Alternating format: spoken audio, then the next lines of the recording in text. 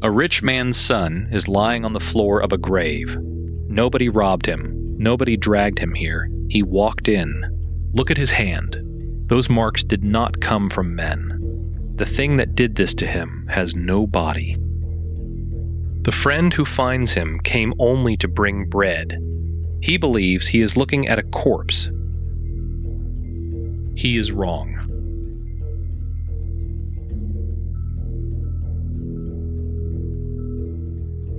The man is breathing. Barely, but breathing. His name is Anthony. He came here on purpose, and when he wakes, he will beg to be carried back in. To understand why a man chooses a tomb, you have to see what he walked away from. Start here. A village on the Nile, 300 years after Christ. The richest soil in the Roman world. Wheat, flax, water running silver through black earth. Whoever owned these fields would never need anyone.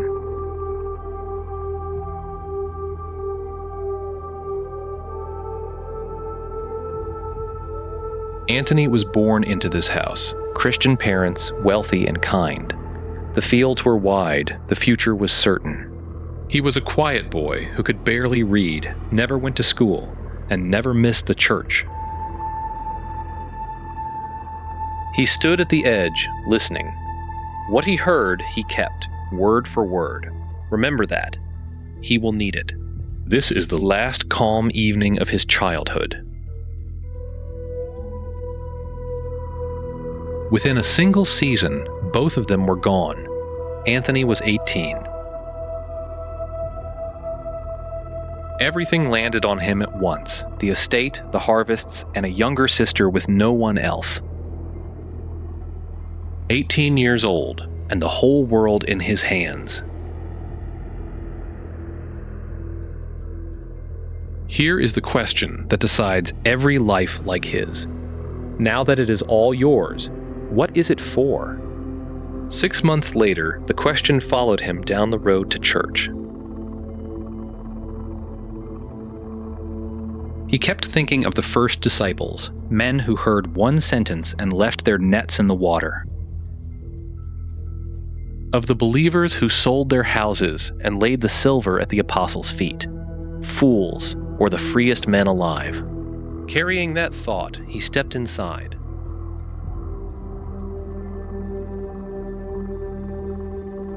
The gospel was being read aloud. One sentence was waiting for him. If you would be perfect, go, sell what you have, and give to the poor. Then come and follow. He had heard those words 100 times. This time, they landed like a hand closing on his shoulder.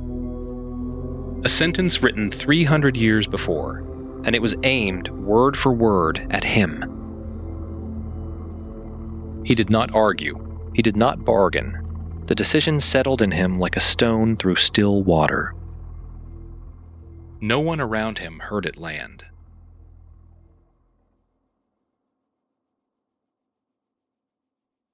The service ended. The village went home to supper.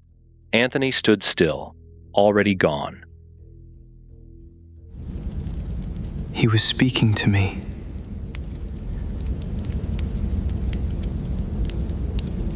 What he did in the next 3 days, his village would talk about for the next 300 years. 300 acres of the best soil on the river, given away, not sold, given. They thought grief had cracked him. He had never been saner in his life. He sold the rest and poured the silver into the hands of the poor, keeping one small purse for her.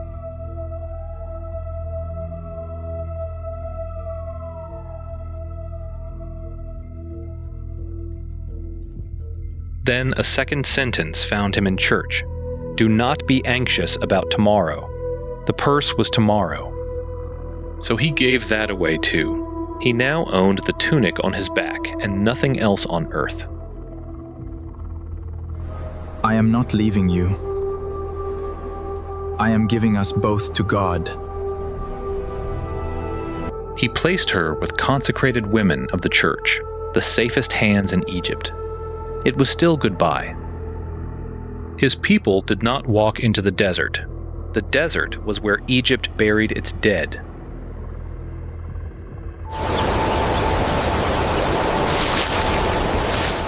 It was never mine to keep. He had emptied his hands of everything, and something out in that emptiness had watched him do it. There were no monasteries yet, no monks, only a few old men at the village edge who had traded everything for prayer. Anthony found the oldest and copied him, the fasting, the long silence, the work of the hands. He was not hiding from the world, he was training, though for what he did not yet know. The old writers called him a bee, taking from every teacher one virtue and carrying it home to the hive. From one, gentleness. From another, unceasing prayer. From a third, patience under insult.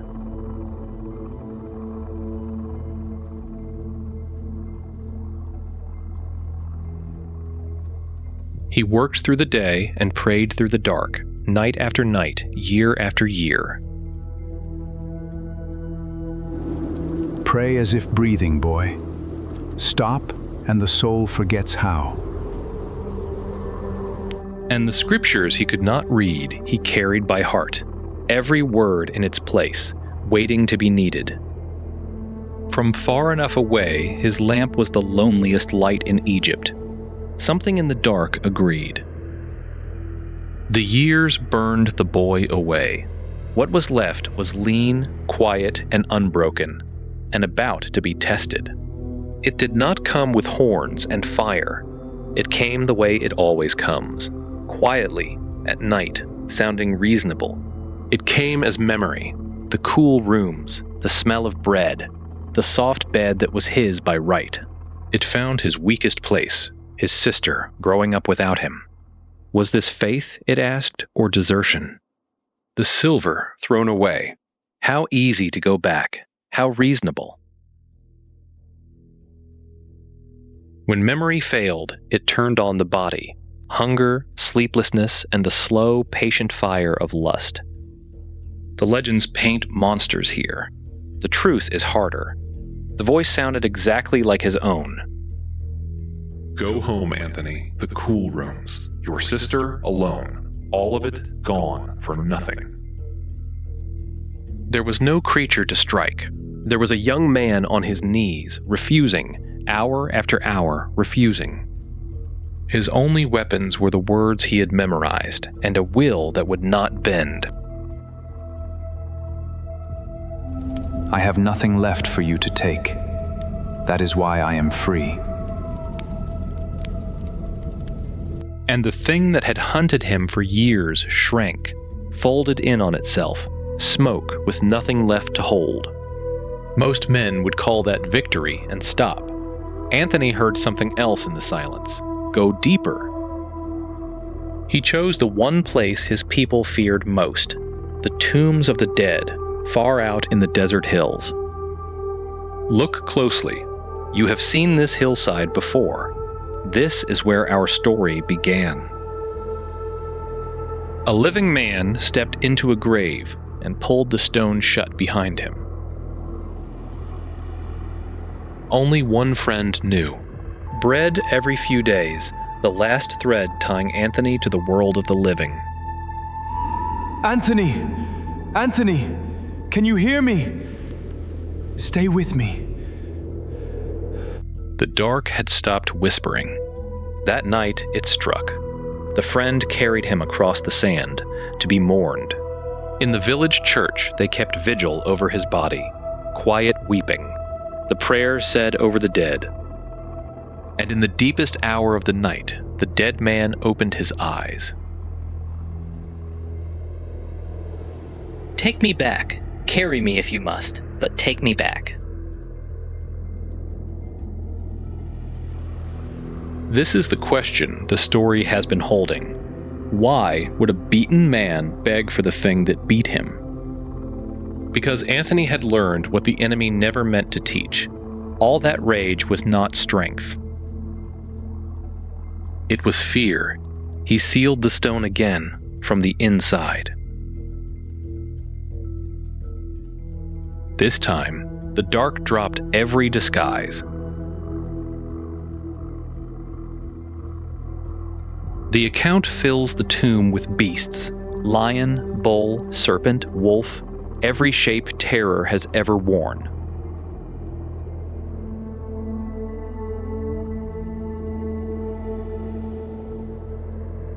He could not stand, he could barely breathe, and they circled a man who would not look away.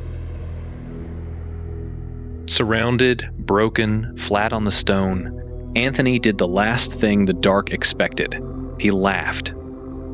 If even one of you had any power, one of you would be enough. You have none. And the noise broke.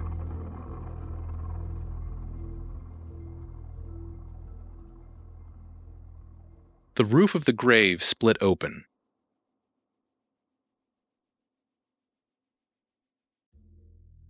Light poured down. The beasts were simply gone, and in the light, a presence Antony knew at once.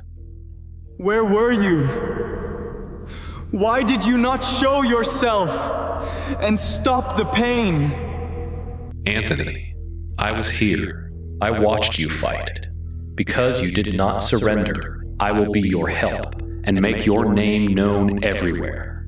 He stood up healed, stronger than before the blows. The weapon was never strength. It was endurance that will not surrender. This was only the first battle of a war that would last a lifetime. Soon the whole desert would come looking for Antony, and what it sent next would be far harder to refuse. His story continues. Comment below. Which Coptic story should we tell next? Follow Coptic Orthodox for more. Ancient Faith, Modern Media.